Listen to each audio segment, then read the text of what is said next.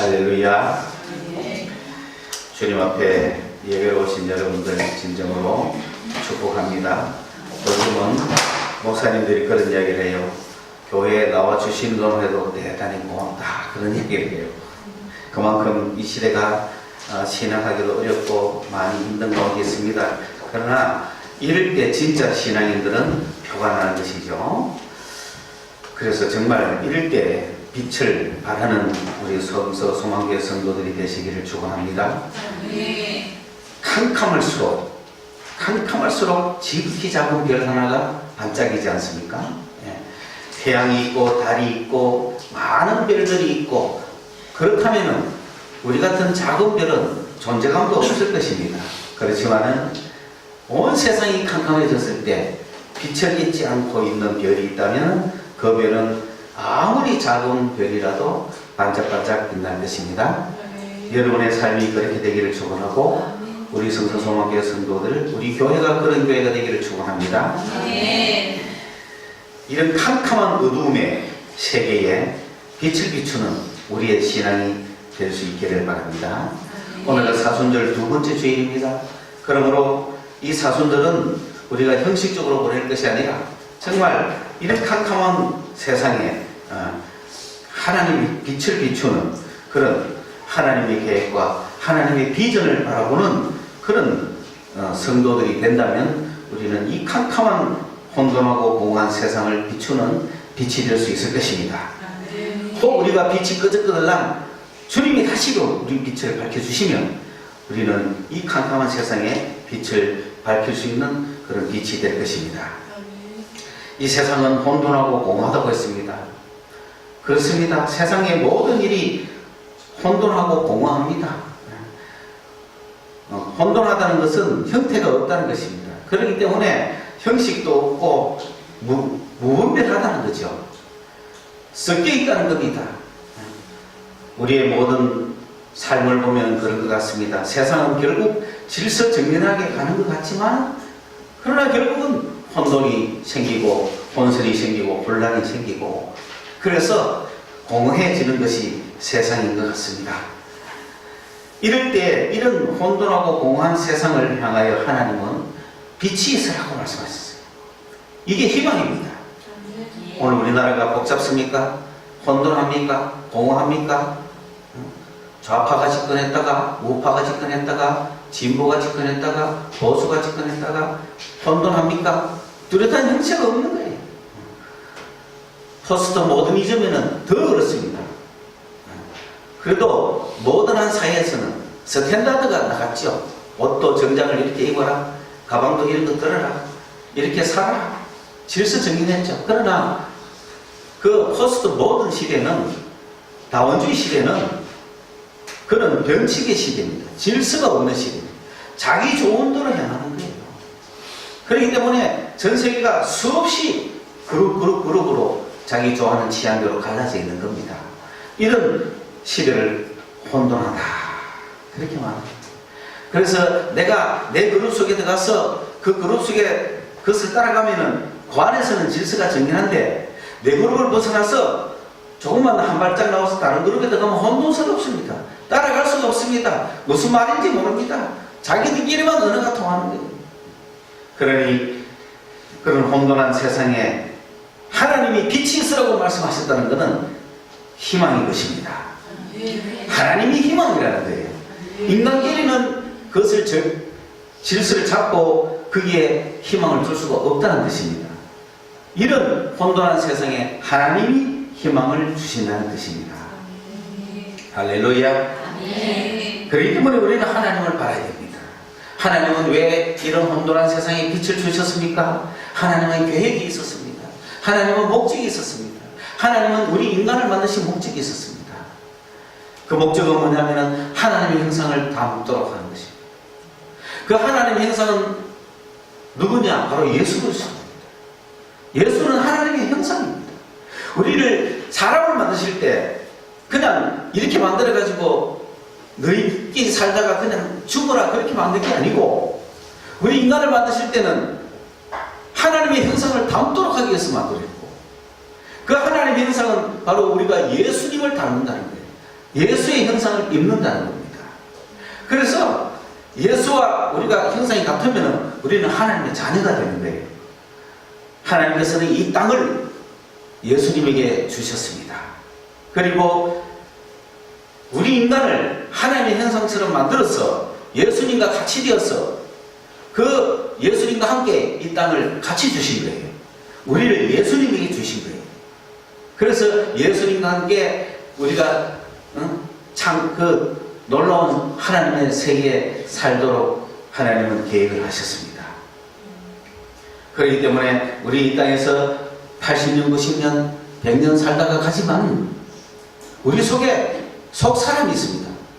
이 속사람은 하나님의 형상을 닮아서 이 육신은 잠깐 있다가 없어지지만 흙으로 돌아가지만 우리 안에 창조된 속사람은 예수님의 형상을 닮아가지고 예수님과 함께 땅을 유업으로 받아서 누리시는 것입니다. 그런 계획을 하나님은 갖고 계셨습니다. 그것이 바로 인간을 만드신 이유입니다. 그렇기 때문에 여러분의 현재 갖고 있는 이 육신의 모습은 하나님의 형상이 아니고 아담의 형상이에요.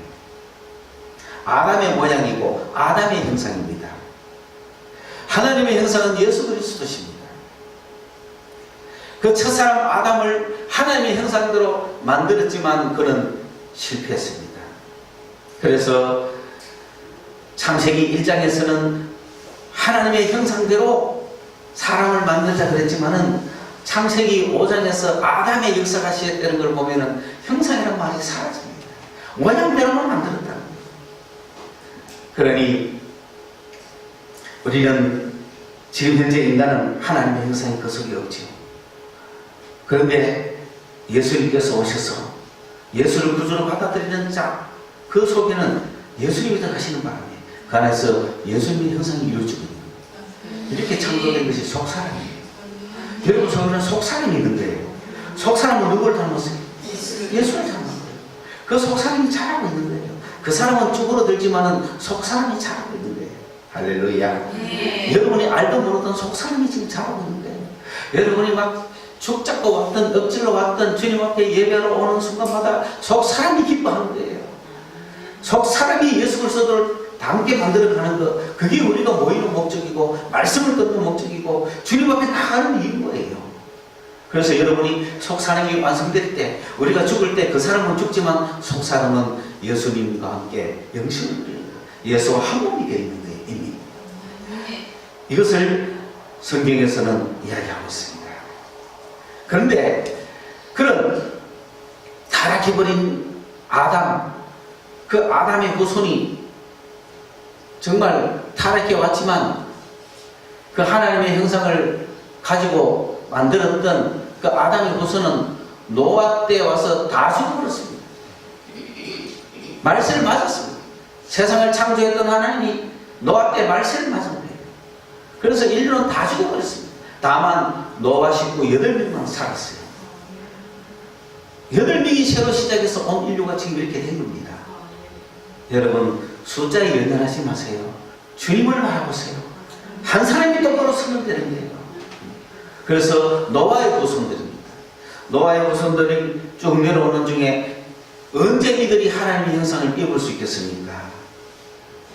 노아를 살린 이유가 하나님께서는 이 인간을 반드시 그런 하나님의 형상을 입도록 만들겠다는 언약 아닙니까? 그래서 노아의 10개 후손으로 쭉 내려오면 아브라함이 나오는 거죠. 그 아브라함을 부른 거예요.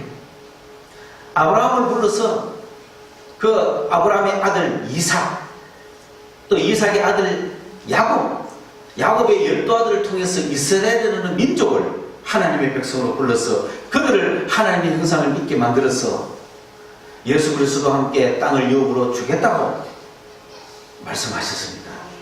그래서 그들을 애굽에서 키우셨다가 가나안으로 데리고 와서 그곳에서 이제 하나님의 뜻을 행해야 되는데 이 이스라엘 백성들은 가나안 땅에 들어와서 하나님의 뜻을 행해야 되는데 하나님의 뜻을 행하지 아니하고 하나님을 잊어버리고 세상 것만 살아가는 거예요.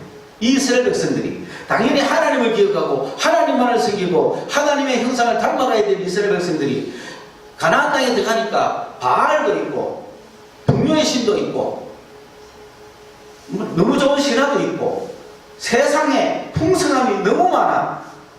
하늘을 위해 살지 않고 세상을 위해 사는 거예요. 사업을 하고 장사를 하고 농사를 짓고 여기에만 재미가 들려가지고 하나님을 잊어버리고, 그 하나님도 믿는 사람이 그곳에 들어가서 하나님만이 진실한 신이요, 하나님의 사랑을 그 이웃 민족에게 전해야 될 책임을 갖고 있는 이스라엘, 그 가나안 땅에 들어가가지고 주변 민족에게 하나님의 살아계신가, 하나님의 사랑을 전하기는커녕 역으로 그들에게 당해가지고 그들처럼 행동하고 그들처럼 먹고 살고 그들처럼 잘 입고 잘 먹고 거기에만 그 세상적인 풍요에만 빠져가지고 바알을 섬기고 바알의 산당에서 제사 드리고 하나님을 배반하고, 하나님은 사실은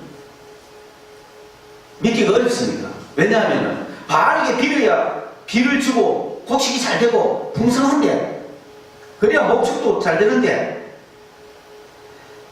그 가나안 땅은 하늘에서 비가 내려오지 않으면 소출을 할 수 없는 땅이에요. 하나님이 그곳에 데려간 이유는 전적으로 나만을 의지해서 내가 유일한 신이며 내가 살아있는 신인 것을 보여줘라. 그래서 이방인들로 하여금 나를 믿게 해라. 그게 이스라엘 백성들에게 준 사명인데, 그런데 들어가 보니까 보이지 않는 하나님보다는 보이는 바알이 훨씬 좋고, 그 바알에게 기우제를 드려서 빨리 비를 내리게 하는 것이 더 확실하니까 바알을 섬겼던 거예요.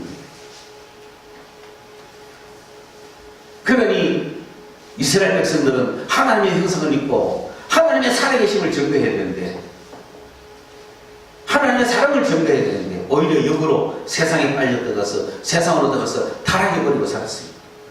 오늘 우리가 하나님의 형상을 입어야 되는데, 여러분은 세상에서 하나님의 살아계신가, 하나님의 사랑을 보여주고 있습니까? 아니면은 하나님 뒤로 좀 계시고 그저 눈에 보이는 세상을 향하여 하나님이 밥 먹여주나, 하나님이 돈을 주나, 살아계신다는 건 너무 막막하다, 당장 눈앞에 있는 사장님이 하나님입니다, 그렇게 살지는 않습니다. 그게 하나님을 버리는 일이 이거죠. 그래서 이스라엘 백성들은 하나님을 버렸습니다. 과감하게 버린 것 같아요. 뭐 눈치 보면서 버린 것 같지도 않아요. 그냥 과감하게 선택한 거예요. 이스라엘 백성들은 하나님을 버렸습니다. 그래서 많은 예언자들이 돌아오라고 하나님께로 돌아오고 하나님께로 돌아오고 끊임없이 예언자들이 이야기를 하는데도 결국은 안 돌아옵니다. 결국은 더 멀리 갑니다. 물론 예배는 드립니다. 그러나 예배는 형식적으로 드리는 거예요. 삶은 바알에 가까이 있는 거예요. 예배만 드리고 나가서 바알에게 가 있는 거예요. 그들은 바알에게 축복받아서 하나님께 제사 드리려고 하고 있는지도 모르죠. 하나님의 살아계심이 사라지고 하나님의 그 능력이 부인되고 있는 겁니다. 하나님이 살아계신다는 느낌이 없는 거죠. 그럼 결국 그 결과 이스라엘은 망했습니다. 이스라엘은 망하고 유다도 망하고 예루살렘도 파괴되었을 때, 그때서야 비로소 이스라엘 백성들이 하나님을 찾았습니다. 하나님 어찌 된 겁니까? 하나님 살아계시지 않습니까? 내가 믿는 신이 최고의 신인데 왜 우리가 망해야 됩니까? 그때서 하나님을 막 죽고 나서야 찾은 거죠. 망하게 되니까 찾은 겁니다. 이미 늦었습니다. 그때 예레미야가 그런 이야기를 합니다. 너희들이 하나님을 아자버했다. 너희들이 하나님을 버렸다는 거예요. 아자버는 히브리어로 포기했다는 거예요. 부모가 아기를 버려버리는 거예요. 돌보지 않는 겁니다. 놓고 떠나버리는 겁니다. 그게 포기입니다. 이스라엘 백성들은 하나님을 아자버렸어요. 오늘 우리는 막 버리죠. 사실은 거짓을 버리고 정직을 지켜야 되는데 정직을 버립니다. 진리를 버립니다. 선한 길을 버립니다. 버리고 세상을 택합니다. 지금 여러분 막 버리죠. 부모가 자식을 버리고 자식이 부모를 버리고 아내가 남편을 버리고 남편이 아내를 버리고 막 버리는 시대예요. 우리는 버려야 될 것을 버리고 가져야 될 것을 가져야 되는데 여러분은 가져야 될 것을 버리지는 않았습니까? 하나님을 버리지 않았습니까? 악을 버려야 되는데 버려야 될 악은 안 버리고 선을 버리고 바른 길을 버리고 인간의 삶의 길을 버리고 믿음의 길을 버리고 그것이 이스라엘 백성들이었습니다. 그런데 이스라엘 백성들이 하나님을 버렸기 때문에 하나님의 도움을 받을 수가 없는 거예요. 이스라엘 백성들이 하나님을 버렸는데도 하나님이 도와주실 것이라고 하면 착각이에요. 그렇다고 해서 하나님이 이스라엘 백성들을 멸망시켰냐? 그건 아니에요. 여러분이 죄로 말미암아 어떤 벌을 받았으면 그건 하나님이 주는 벌이 아닙니다. 자기 스스로 받는 벌인 거예요.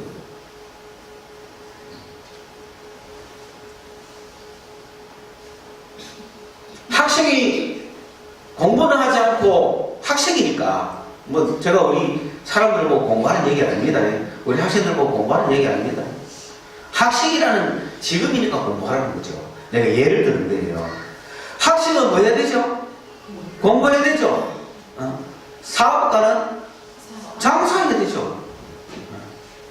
근데 학생이 공부는 안 하고 그럼 공부를 버린 거죠. 죄죠. 공부를 안 하고 1등 하기를 바랄 수 있습니까? 탈락하죠. 불합격하죠. 하나님이 불합격시켰습니까? 본인이 한 거죠.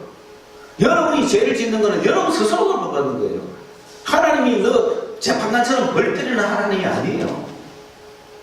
그러니까 여러분이 죄를 지으면 망하는 건 당연한 거예요. 하나님은 망하게 해서 망하는 게 아니에요. 그런데도 수많은 사람은 그 죄를 짓고 살아가는 것이 성공하는 길인 줄 알고 자꾸 죄를 짓는데 그거 망하는 길이에요. 자기 스스로 망하는 거예요. 그렇잖아요. 아무리 세상적인 인기가 있어도 요즘 같은 시대에 사진 한 번 잘못 찍히면 끝나는 게 아닙니까? 한순간에 가지 않습니까? 예? 어제 TV 보면 그런 거 신나할 줄 알아야 됩니다. 전부 잘난 척 하더니 잘됐다 하고 죄의 삭선 사망인 거예요. 학생이 자기가 공부 안 했으면 떨어지는 게 당연하지. 내가 공부 안 해가 하나님이 떨어졌다. 그런 거 아닙니다. 이스라엘 백성들이 하나님을 버렸습니다. 잘 되겠습니까? 안 되겠습니까? 잘 될 리가 없죠. 나라가 망해버린 거예요. 하나님이 많게 하셨다고 말하면 안 됩니다. 결과가 그래도 안 돼요. 많게 됐어요. 망했어요. 망했을 때 이스라엘 백성들은 하나님이 계신다면 왜 우리를 망하게 놔둡니까? 이렇게 질문하는 거죠. 아니 자기가 스스로 그 길을 가놓고는 원망은 또 하나님한테 하는 거예요. 그런데 지금이라도 그럼 우리가 돌아가면 회복시켜 주시겠습니까? No! 그건 하나님이 거절해요. 왜? 그러면 다시 살려주는 거잖아요. 이미 떠난 건 어쩔 수 없어요. 이미 죄의 벌은 받아야 돼요. 죄의 대가는 받아야 돼요. 그런데 하나님은 이스라엘 백성들이 아자부했다고 자기도 이스라엘 백성들을 아자부할 수는 없었어요. 포기할 수는 없었어요. 자식이 시험 떨어졌다고 시험 떨어진 것은 죄의 결과지만 자식이 시험 떨어졌다고 자식을 버릴 수는 없잖아요. 자식은 부모를 버렸어도 부모는 자식을 버릴 수가 없잖아요. 하나님이 이스라엘 백성을 버린다면 공의는 승리이 되겠죠. 이스라엘 백성이 아자부했으니까 하나님도 우리를 이스라엘 백성을 아자부하는 게 공의잖아요. 그런데 왜 하나님은 버릴 수가 없었습니까? 아브라함과의 계약 때문에 그렇습니다. 하나님은 이 이스라엘의 조상 제일 첫 사람 아브라함을 부를 때 어떻게 했느냐? 아브라함과 계약을 맺었어요. 내가 네 민족으로 반드시 큰 민족이 되게 하고 이 땅을 주겠다고 약속했는데 그 약속을 하나님은 이루어야 됩니다. 그러다 보니까 하나님은 어떤 약속을 했느냐? 계약을 옛날에 맺을 때 동물을 갖다 놓고 반으로 딱 쪼갭니다. 그러니까 양쪽으로 갈라놓고 그 사이를 지나가면은 계약이 성립이 되는 거예요. 그 무슨 의미입니까? 만약에 너가 계약을 위반하면 너도 이렇게 두 조각이 나리라. 그 여러분 계약 함부로 할 수 있습니까? 겁나죠? 그런데 함부로 계약 위반 어긴다. 그거는 죽음이에요. 그래서 너도 이 동물처럼 될 것이다. 그게 계약입니다. 그래서 하나님이 아브라함과 계약을 맺습니다. 계약을 맺어서 3년 된 암소, 소 한 마리 다 짜깁니다. 양도로 갈라놨습니다. 염소 짜깁니다. 갈라놨습니다. 양 짜깁니다. 갈라놨습니다. 이야, 대단하지 않습니까? 그리고 산비둘기, 집비둘기 워낙 작으니까 그냥 안 짜게 놔두세요. 그냥 그거 밟고 지나가도 되잖아요. 근데 내가 그 사이로 가기만 하면 계약이 성립이 되는 거예요. 근데 여러분, 그 사이를 누가 지나갔습니까? 아브라함이 지나갔습니까? 안 지나갔습니까? 안 지나갔죠? 하나님은 지나갔습니까? 안 지나갔습니까? 하나님 지나갔죠. 불이 샥 갔죠. 하나님의 불이 그 사이로 확 지나갔죠. 하나님은 계약을 사인했고 아브라함은 했어요, 안 했어요? 이게 뭘 의미합니까? 너는 계약을 파기해도 나는 계약을 파기하지 않겠다는 거예요. 이게 은혜입니다. 너는 나를 버려도 나는 너를 버리지 않겠다는 거예요. 그게 하나님이 아브라함을 부르신 이유입니다.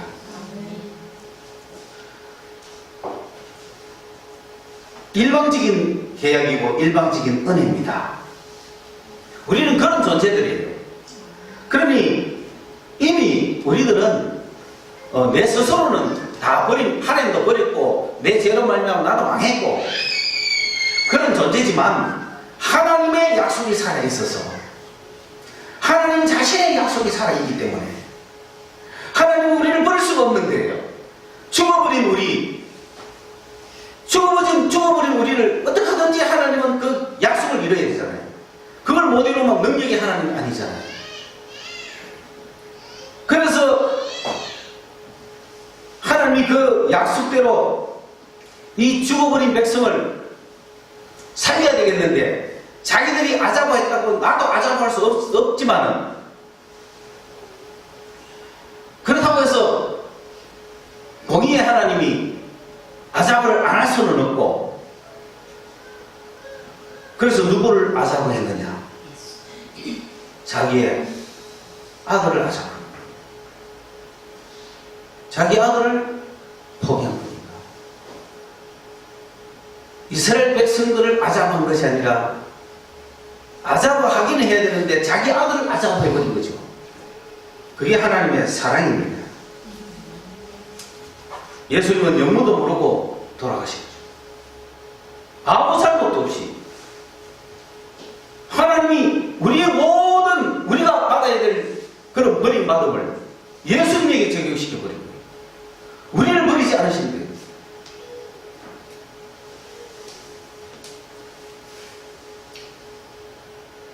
그래서 하나님은 공의와 긍휼을 다 이루셨습니다. 아브라함과 맺은 언약도 이루시고 하나님 공의로우신 하나님은 심판도 하실 수 있는 정의도 가지셨고 그래서 오늘 본문에는 이런 하나님께서 이스라엘 백성을 버리는 대신에 예수를 버릴 것을 자기의 아들을 버려버릴 것을 시편 22편에 예언을 해놓으신 거예요. 시편 22편은 나의 하나님 어찌하여 나를 버리셨나이까 그런 시편 구절이 있습니다. 그 시편 22편 전체가 그런 예수님의 기도입니다. 이 시편 22편의 말씀을 예수님은 이 땅에 오셔서 이 땅에 뭐 하기 위해 오셨습니까? 결국은 버림받기 위해 오신 거잖아요. 아자버 되기 위해 오신 거잖아요. 우리 대신에 아자버 되기 위해서 오신 거잖아요. 그래서 이 땅에 계시면서 그 때를 기다리다가 때가 되기 전에는 많은 병자들을 고쳐주시고 내 때가 되지 아니었다고 하시면서 때가 될 때까지는 우리 인간과 함께 호흡하시고 배고픈 자에게 음식을 주시고 잔치집에 즐거움을 더해주시고 소상집에 위로를 주시고 병든 자를 치료해 주시고 가난한 자에게 복음을 주시고 소망이 없는 자에게 기쁨을 주시고 그렇게 말씀을 풀어주시고 할 때 그분이 살아계시는 동안에 우리가 얼마나 행복했는지 모르죠. 그러나 그분은 때가 되면은 아사버들이 돼야 되실 분이라는 거예요. 때가 되기 전까지 행복하게 살았습니다. 그게 바로 신랑입니다. 신랑이 있을 동안에는 우리가 먹고 즐거워하자. 그러나 신랑을 빼앗길 날이 올 거다. 때가 되었습니다. 예수님 십자가에 달리셨습니다. 하나님으로부터 버림받고 있습니다. 그래서 십자가에서 예수님은 시편 22편을 낭송하고 있는 거예요.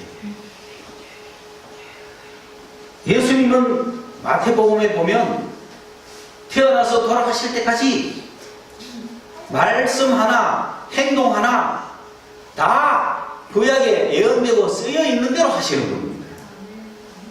나사렛 가서 사시는 것도 성경에 써놨기 때문에, 내가 목마르다고 하는 것도 성경에 써놨기 때문에, 다 이루었다 하는 것도 성경에 써놨기 때문에 말씀하시고, 나의 하나님 나의 하나님 어찌하여 나를 버리시나이까 라고 외치는 것도 성경에 써놨기 때문에, 오늘 우리는 나의 하나님 나의 하나님 어찌하여 나를 버리셨나이까 이 구절을 보고 있습니다. 여기서 왜 무슨 목적으로 무슨 이유로 나를 버리셨나이까 이런 뜻입니다. 하나님 왜 나를 버리셨습니까? 무슨 이유로 나를 버리셨습니까? 무슨 목적으로 나를 버리셨습니까? 어찌하여 나를 버리셨습니까? 대답은 뭡니까? 나를 배반한 이스라엘 백성을 내가 아사바할 수 없어서 내가 너를 버린다. 내가 계약을 맺은 이스라엘 백성들을 그들이 나에게 잘못했다고 해서 내가 그들을 벌주고 끝내버려서는 안 되기 때문에 그들을 버려야 되지만 그들을 버릴 수가 없어서 내가 너를 버린다. 그게 하나님의 사랑입니다. 그것을 주님도 아시기 때문에 게세마네 동산에서 밤새 기도하시면서 할 수만 있다면 이 자를 옮겨달라고 했지만은 내 뜻대로 마옵시고 당신 뜻대로 하십시오. 아버지 뜻대로 하십시오 하고 우리를 위해서 기꺼이 자기를 버리는 은혜를 베풀어 주셨습니다. 여러분, 은혜가 무엇입니까? 내가 죽어야 되는데 내 대신에 누가 죽어주면 그게 은혜죠. 은혜는 공짜라는 얘기를 많이 들었죠. 공짜가 아니라 누가 대가를 치른 거예요. 여러분이 오늘 공짜로 밥을 먹었습니까? 누가 대가를 치른 거예요. 그게 은혜입니다. 오늘 내가 내 돈 가지고 내가 밥을 사 먹어야 되는데 누가 내 밥값을 내주면 뭐죠? 은혜지. 할렐루야. 은혜가 풍성하기를 바랍니다. 은혜를 받기 위해서는 어떻게 해야 될까? 이거 나중에 언제 다시 한번 가르쳐 드릴게요. 이 은혜 받는 분 말하면 어디 가도 다 공짜야. 왜? 누가 은혜를 베풀어 줄 거니까. 은혜 받는 비결. 그래서 은혜가 중요한 거예요. 은혜를 받으셔야 돼요. 여러분이 은혜를 받으시면 필요한 돈도 그냥 갖다 주고 먹을 것도 갖다 주고 입을 옷도 갖다 주고 직장도 갖다 주고, 물론 공짜는 아니지만 누가 희생하는 거예요. 그래서 은혜가 풍성한 사람이 되셔야 됩니다. 예. 여러분 힘으로만 살 것이 아니라 은혜 사시기를 바랍니다. 은혜로도 좀 사십시오. 여러분 능력이 좋아서 지금까지 혼자 힘으로 살아온다고 이렇게 예를 쓰는데 은혜로도 좀 사시길 바랍니다. 남이 밥 사주거나 고맙다 하고 묻기도 하고, 물론 성경에 보면은 받는 자보다 주는 자가 복이 있다 그랬으니까 서로 주기 위해서 막 밥값을 먼저 내려고 해야 되죠. 그럼 누가 이기거나 빚이거든 어쩔 수 없죠. 그래 네 은혜 받아라 이렇게 해야 되는 거죠.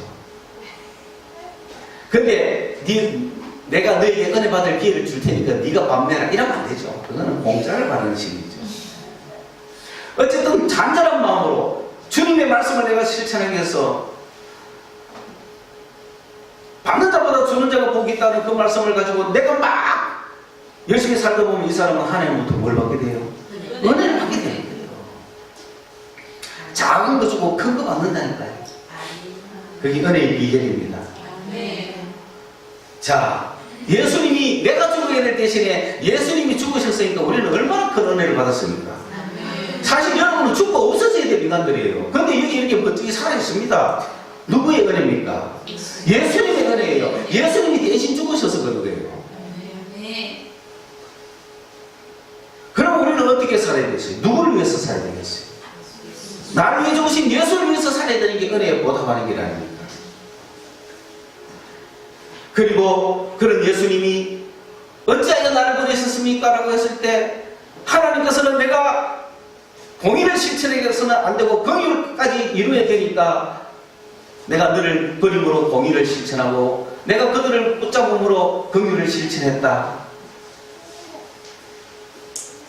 그런 대답을 들을 수가 있겠죠. 그래서 예수님은 십자가에 달리셨습니다. 적어도 여러분은 십자가에 달린 예수를 바라보기는 해야죠. 그분이 날 위해 죽었다는데 한 번은 쳐다봐야 되지 않습니까? 한 번도 안 쳐다봅니까? 여러분을 위해 죽었다는데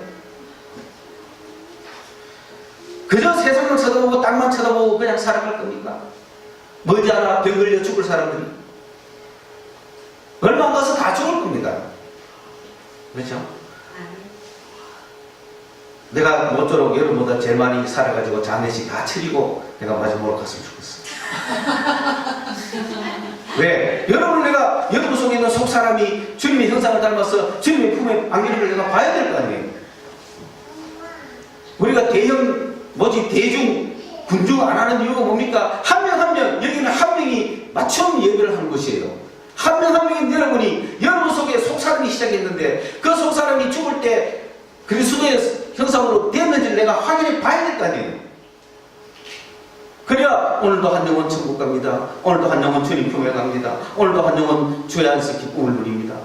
그래 보내는 거 아닙니까? 적어도 우리가 앞서 사람을 보낼 때는 그런 모습을 다 보는 거예요. 여러분 속에 속사람이 있다는 거예요. 이 속사람이 예수를 한번 쳐다봐야죠. 십자가에 달린 예수를 한 번은 묵상해봐야죠.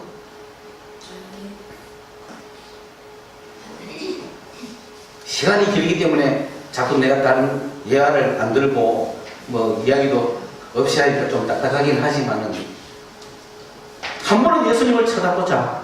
나를 위해 죽었다는데. 여러분 파이란이라는 영화 있었죠. 오래전에 했는 영화 같은데 중국 조선족들이 한국으로 입국에 들어올 때 위장 결혼을 합니다. 한국에서는 결혼해주는 남자가 있는데 그걸 직업 소개에 써서 연결해 줍니다. 그래야 한국인 신분으로 들어올 수 있습니다. 그러면은 수습을 다 밟아놓고는 혼인증명서를 떼가지고 이제 그 혼인해주는 남자 보고 와가지고 이 증명서를 받아가는 겁니다. 그럼 이 직업 소개서로 올라가죠. 올라갔는데 갑니다. 야 그래도 면식이 너 마누라인데 얼굴을 한번 봐라. 그래서 최민식이 한번 보죠. 이렇게. 근데 그 여자는 어떻습니까? 그 여자 이름이 파이란이에요. 그 여자는 나와 결혼해 주셔서 감사합니다. 진짜 죽을 목숨 나 대신 구해줬잖아요. 여느 순정인 거예요. 물론 그 사람하고 살겠다는 마음은 없어. 그러나 나와 결혼해 주셔서 감사합니다.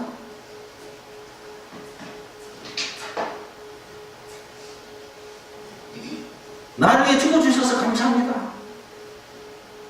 내가 죽게 된 내 대신 주님이 십자가에 그 버림을 당해주셔서 감사합니다. 나는 예수를 사랑할 수밖에 없습니다. 나는 예수를 따라갈 수밖에 없습니다. 나는 예수를 평생 주로 모실 수밖에 없습니다. 그런 고백이 나와야 되지 않습니까? 바울은 예수님의 고난과 부활의 참여함을 알기 위하여 지금도 달려간다 그랬습니다. 여러분은 예수님의 고난에 얼마만큼 참여해 봤습니까? 예수님의 십자가의 죽음이 어떤 의미인지 깊게 생각해 보셨습니까? 그리고 예수님의 부활이 어떤 영광을 가져오는지 생각하고 상상해 봤습니까? 바울은 지금도 예수님의 죽으심이 나에게 어떤 영향을 미쳤는지, 이 세상에서 나에게 어떤 역사를 일으켰는지, 예수님의 부활하심이 앞으로 장차 내가 누릴 영광이 어떤 것인지를 그 길을 알고 싶어 지금도 달려간다고 했습니다. 여러분, 교회를 단순히 나왔다가 믿는 게 아니잖아요. 여러분이 예수 믿고 그 이후에 어떻게 되는지 궁금하지 않습니까? 여러분이 예수 믿고 난 후에 어떤 영광이 여러분에게 기다리고 있는지 상상이나 해보셨고 생각이나 해보셨습니까? 그 영광을 생각한다면 이 땅에서 내가 어떻게 살아야 될지를 다시 한번 다짐해야 되지 않습니까? 예수님의 십자가의 고난에 참여한다는 것은 오늘 이 땅 세상에만 살고 있는 우리들에게, 하나님도 모르고 하늘도 모르고 땅에서만 살고 세상 것만 살고 있는 우리들에게 예수님의 십자가의 죽음이라는 것은 이 세상에서 어떻게 내가 다시 똑바로 살아야 될지를, 내가 세상에 어떤 존재며 예수님의 죽음이 나에게 어떤 영향을 끼쳤는지를 묵상하면서 살아가는 삶이에요. 그걸 알게 된 사람은 성도가 되는 거예요. 하나님의 자녀가 되는 거예요. 그 사람 속에 속사람이 생기는 거예요. 그 사람은 후퇴하지만 속사람이 생기고, 옛사람이 벗어버리고 새사람이 시작이 되는 거고, 어둠의 일이 벗어버리고 빛의 일이 시작이 되는 거예요. 빛의 자녀가 되는 거예요. 어둠의 자녀에서 빛의 자녀로 바뀌는 것이 예수 그리스도의 십자가의 죽음을 통해서 우리가 그 참여함을 얻는 결과입니다. 그래서 속사람이 생기고 새 생활을 하고 있는 새 사람이 된 우리들, 빛의 자녀로 살아가고 있는 우리들이 앞으로 어떻게 살아야 되겠어요? 그분이 부활을 바라보며 살아야 되는 거죠. 그분이 부활하셨을 때 나도 부활할 것이요, 그분이 부활해서 누리는 영광이 어떤 것인지를 우리가 상상하고 살아야, 그것을 묵상하고 살아야 고난을 통해서 새 사람이 된 내가 나머지 이 땅에서 무엇을 보고 어떻게 살아야 될지 알 수 있는 거 아닙니까? 그러므로 고난과 영광은 우리에게 필수적인 항목인 것입니다. 많은 그리스도인들이 고난에만 참여하고 영광을 보지 못한다면 그냥 예수 믿고 구원받은 은혜로만 가지고 영광을 위해 살지 않고 세상을 위해 살아갈 거예요. 그리고 예수 믿는 게 재미가 없을 거예요. 한두 번 믿은 것도 아니고 늘 믿었는 건데 뭘 위해 살아란 말이야. 빨리 죽었으면 좋겠다. 그래 돼서는 안 되잖아요. 세상에서 구원받은 우리가 이제는 부활하신 주님을 묵상하면서 장차 그 영광에 참여할 걸 바라보면서 오늘 우리가 하루하루 살아야 되지 않습니까? 그게 그리스도인들의 새로운 비전이 되는 거죠. 우리는 지금 어찌하여 나를 버리셨나이까라고 하는 대답에 에레미야서로 대답합니다. 어찌하여 나를 버렸습니까? 어찌하여 왜 나를 버렸습니까? 무슨 목적으로 나를 버리셨습니까? 라고 외치는 주님의 질문에 예레미야로 대답합니다. 이 백성들을 버릴 수가 없어서 내가 너를 버렸다. 너를 버리고 저들을 내가 구원했다. 그게 제 대답입니다. 왜 주님이 이런 질문을 하셨나 고민하고 딴 생각하지 마십시오. 나를 위해서 버리십니다. 어찌하여 나를 버리셨나니까? 너를 버리고 죄를 구하기 위해서, 죄를 구하기 위해서 너를 버렸다. 바로 여러분들, 너를 구하기 위해서 예수를 버리신 겁니다. 이것이 오늘 하나님의 비전입니다. 그래야 해서 우리를 구하시고 우리를 하나님의 형상으로 만들어갈 것입니다. 여러분, 그런 기대를 가지고 신앙생활 하시기를 주님의 이름으로 축원합니다. 하나님 아버지, 우리 속사람을 감금케 하시옵소서. 하나님, 우리가 영광의 주님을 알지 못하여 이 땅에서 소망을 잃고 살아갑니다. 예수를 믿었지만 무엇을 위해 살아가야 될지 모르고 살아갑니다. 하나님, 우리가 아직도 세상에는 땅만 쳐다보고 세상만 바라보고 죽음의 삶을 살고 있는 수많은 사람들이 있습니다. 그들에게 주님의 고난을 알려야 하고 주님의 십자가의 죽음이 우리를 어떻게 변화시켰는지 이 복음을 전할 수 있도록 지혜를 주시옵소서. 그래야 구원받은 백성들이 부활의 영광을 바라보며 소망을 가지고 살아갈 수 있도록 성령이여 우리에게 오셔서 도와주시옵소서. 예수님의 이름으로 기도드리옵나이다.